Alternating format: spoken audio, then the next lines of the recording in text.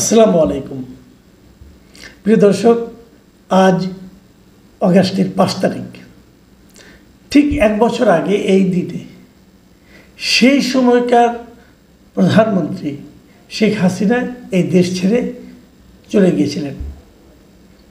বিশেষ হেলিকপ্টার যোগে উনি ভারতে চলে গেছেন এবং তার সঙ্গে সঙ্গে তার সকল মন্ত্রী, তার যে রাজনৈতিক দল আওয়ামী লীগের সকল সেন্ট্রাল কমিটির সকল সদস্য, বিভিন্ন বড় বড় নেতা যাদের বিরুদ্ধে নানা ধরনের দুর্নীতির অভিযোগ আছে, তারা সবাই দেশ ছেড়ে পালিয়ে গেছেন। আর যারা যেতে পারেননি তারা জেলে আছেন, অথবা অ্যারেস্ট হচ্ছেন, অথবা হবেন, অথবা পালিয়ে আছেন। এই যে একটা আন্দোলন হলো, জনগণের যে আন্দোলনটা, সে আন্দোলনের প্রবল যে বেগ, সেই বেগের কারণে কিন্তু ওনাকে পালাতে বাধ্য হতে হয়েছিল। এখন এক বছর পরে এসে এদিন সরকারি উদ্যোগে কিছু ঘটনা ঘটছে। সরকার জুলাইয়ের ঘোষণাপত্র প্রকাশ করছে, আজকেই করবে, কিছুক্ষণের মধ্যে হয়তো করবে। সেই ঘোষণাপত্রে জুলাইয়ে কী ঘটেছিল না ঘটেছিল সেগুলো তারা বর্ণনা করবে। কিন্তু প্রশ্ন সেটা হলো, সেখানে তারা জুলাই আন্দোলনের পুরো ক্রেডিটটা কাকে দেবে? অথবা যদি সে আলোচনা ঘোষণাপত্রের কথা বাদই দেন, আমরা এমনিতেও জানতে চাচ্ছি আসলে জুলাইয়ের যে গণ আন্দোলনটা ছিল, গণ অভ্যুত্থান ছিল, যে অভ্যুত্থানের তোড়ে শেখ হাসিনা এবং তার শাসকরা এবং তার সহযোগীরা ভেসে গেছে, সে আন্দোলনটা আসলে কাদের দ্বারা তৈরি ছিল? সে আন্দোলনের কৃতিত্ব কারা পেতে পারে, কারা দাবি করছে এবং কারা কারা সেই দাবিকে অস্বীকার করছে? আগে দাবিগুলি শুনি, তারপর আমাদের কনক্লুশন আমরা টানব। যেমন আমি আগে একটু বলে নিই, আমি নিজে ব্যক্তিগতভাবে মনে করি এই আন্দোলনের কোনো একক অথবা একটা গোষ্ঠীগত কোনো নেতৃত্ব ছিল না, কোনো নেতা ছিল না। এই আন্দোলন ছিল সারা দেশের জনগণের স্বতঃস্ফূর্ত আন্দোলন। কিন্তু এখন আমরা কি দেখছি? এই আন্দোলনের ক্রেডিট নেওয়ার জন্য নানা জনের নানা পায়তারা। এনসিপি বলছে তাদের নেতৃত্বে আন্দোলন হয়েছে এবং সেই শীর্ষ নেতা যারা আছে এনসিপির, তারা তো দাবি করে বসেছে, তারা এক দফার ঘোষণা দিয়েছে, কি দিয়েছে না, এই সমস্ত অনেক কাহিনী বলা হচ্ছে। কিন্তু এক দফার ঘোষণা যে দিল সেই নেতা হয়ে গেল, তাও তো না। যদি তার সেই সময় সমস্ত মানুষের না নামতো তাহলে কি হতো? এই আন্দোলনে কি বিএনপি ছিল না? এই আন্দোলনে কি ছাত্রদল ছিল না? অথবা এই আন্দোলনে কি জামায়াত শিবির ছিল না? আর এই যারা এখন নেতৃত্বে আছে, এনসিপি যারা আছেন, মূলত তারা সবাই মূলত ওখানকার একটা ক্ষুদ্র, খুবই ছোট একটা ছাত্র সংগঠন, ছাত্র শক্তি নামের একটা সংগঠন, তাদের নেতৃত্ব। এখন তারাই কি সারা দেশের নেতৃত্ব দিয়েছে? সেই ছাত্র শক্তির কি ঢাকা বিশ্ববিদ্যালয় ছাড়া অন্য কোনো শিক্ষা প্রতিষ্ঠানে কোনো শাখা পর্যন্ত আছে? নেই তো। তাহলে তারাই এটা দাবি করেন কেন? এই কারণে দাবি করেন যে তারা আসলে এখন ক্ষমতা ঘনিষ্ঠ। ক্ষমতায় যারা থাকে তারা অনেক কিছু বাস্তবে না ঘটলেও তাদের সেই দাবিকে অস্বীকার করার সাহস কেউ পায় না। আমার কাছে খুব ইন্টারেস্টিং মনে হয়েছে, সেটা হলো কদিন আগে আল জাজিরায় একটা রিপোর্ট প্রচার হয়েছিল আমাদের এই আন্দোলনকে কেন্দ্র করে।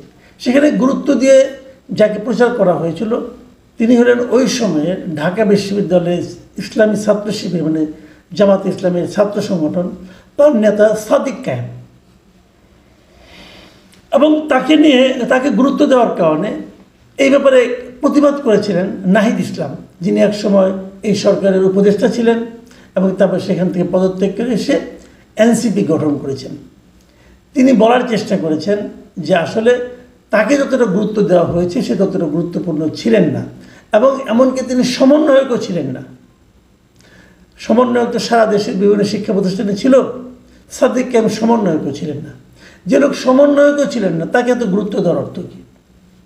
একটা কিন্তু প্রশ্নটি করেছেন।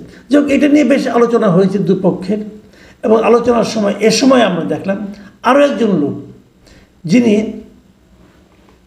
নাম আব্দুল কাদের, তিনি একসময় বৈষম্যবিরোধী ছাত্র আন্দোলনের সমন্বয়ক ছিলেন এবং গণতান্ত্রিক ছাত্র সংসদ ঢাকা বিশ্ববিদ্যালয় শাখার বর্তমানে উনি আহ্বায়ক।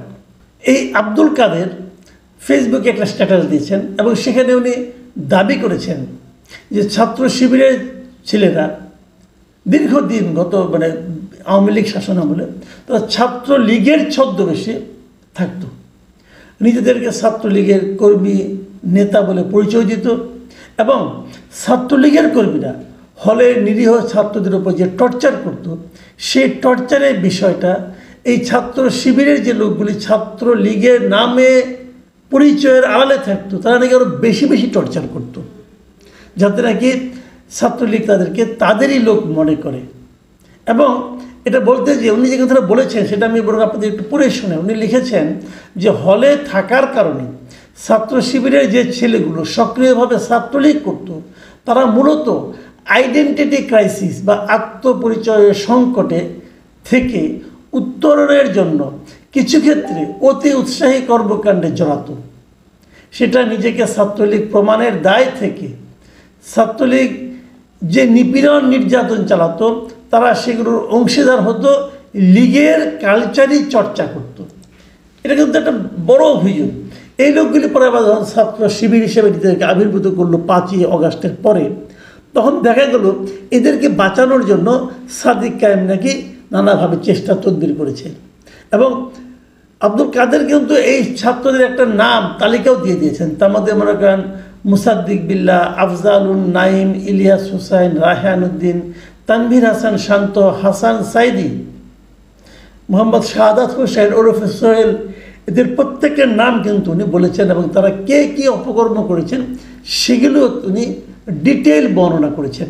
এই ঘটনার পর সাদিক কায়েম আবার পরবর্তী সময়ে এই আব্দুল কাদেরের যে দাবিটা তার প্রতিবাদ করেছেন এবং প্রতিবাদ করে উনি বলার চেষ্টা করেছেন যে আব্দুল কাদের যা বলেছে সেটা ঠিক নয়।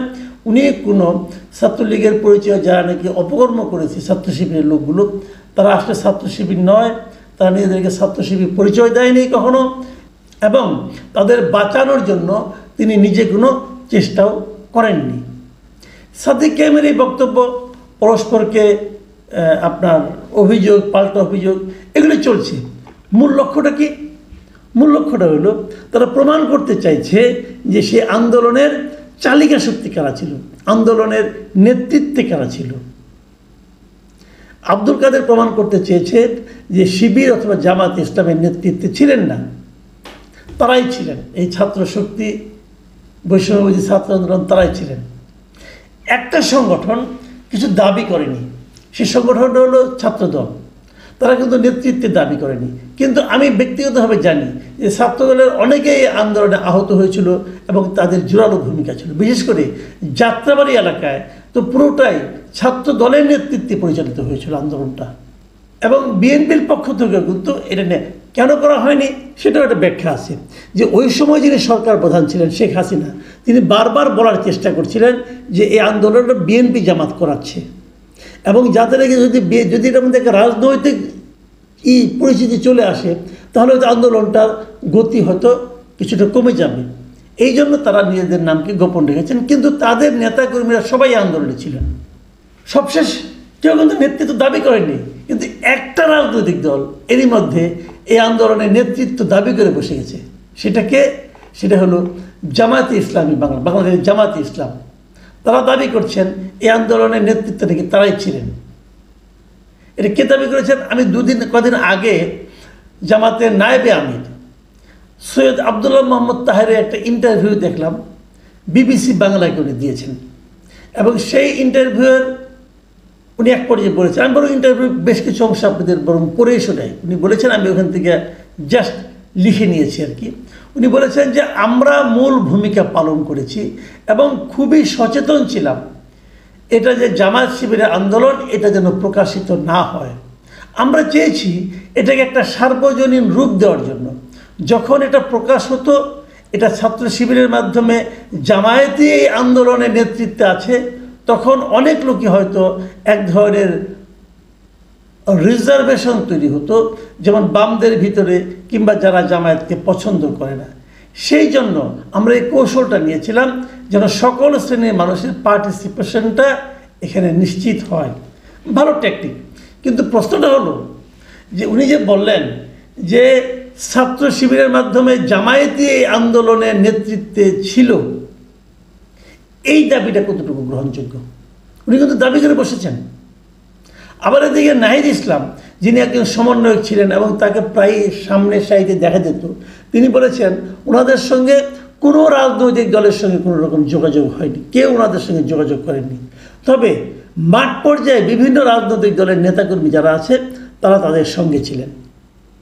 এই যে আমি কতগুলি ভার্সন পেলাম, আপনি কোনটা বিশ্বাস করবেন?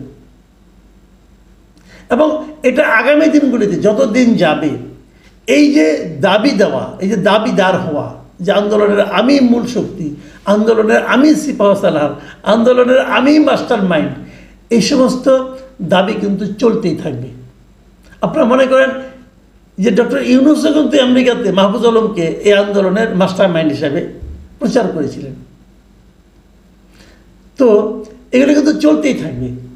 আবার ধরুন একটু উল্টে বলি, যদি কখনো একটা প্রতিবিপ্লব সংগঠিত হয়, যদি কখনো যাদেরকে আপনার তাড়িয়ে দিয়েছেন সে আওয়ামী লীগ কখনো ক্ষমতায় চলে আসে, তখন আবার দেখবেন যে এটাতে সঙ্গে যে আমি ছিলাম না, আগে পাশে ছিলাম না, কোথাও ছিলাম না, এটাই লোকে তারস্বরে বলতে শুরু করবে। অদ্ভুত একটা দেশ। একটা ঘটনা ঘটেছে, সেই ঘটনার সঙ্গে যারা ছিল তাদের আবার নেতা, আমাকে নেতা মানতে হবে, আমি নেতা, আমার দলই সব কাজ করেছে, এই জীবনের একটা মানসিকতা, এই মানসিকতাটাকে আপনি কি বলবেন? দেখুন, আমি নিজে জানি আন্দোলনের সময় আমি দেশে ছিলাম, আমি জানি, আমি নিজে আমার মতো করে করেছি। আমি আমার ইউটিউবে আমি সরকারের যতটুকু সমালোচনা, ছাত্রদের পক্ষে বলা, আন্দোলনরত সাধারণ মানুষের পক্ষে বলা, এগুলো আমি বলেছি, আমি এটুকুই পারি। কিন্তু প্রশ্নটা হলো যে এই আন্দোলনের কৃতিত্ব দাবি করার যে প্রবণতাটা, এটা ভালো নয়। আমরা দেখেছি, আমরা বুঝেছি। আমি মনে করি এই আন্দোলনের সঙ্গে দেশের আপামর জনসাধারণ যুক্ত ছিলেন। কেন ছিলেন? তারা ক্ষুব্ধ হয়ে উঠেছিলেন শেখ হাসিনা সরকারের প্রতি। তাদের যে অবাধ লুটপাট, দেশের সম্পদ বিদেশে পাচার করা, মানুষকে মানুষ না মনে করা, স্বৈরাচারী মনোভাব দেখানো, সর্বোপরি মানুষের ভোটাধিকার কেড়ে নেওয়া, এই বিষয়গুলো সাধারণ মানুষ আর নিতে পারছিল না। সেই জন্যই তারা কিন্তু বিদ্রোহটা করেছিল। কাজে আমি মনে করি এটা জনগণের আন্দোলন ছিল, এখানে নেতা খোঁজা কোনো দরকার নেই। যারা নেতা খুঁজে বেড়াচ্ছেন, যারা নেতৃত্ব দিয়েছেন বলে দাবি করছেন, তারা আসলে মন্দ উদ্দেশ্য নিয়ে এই কাজটা করছেন। প্রিয় দর্শক, এখন এ পর্যন্তই। আল্লাহ হাফেজ।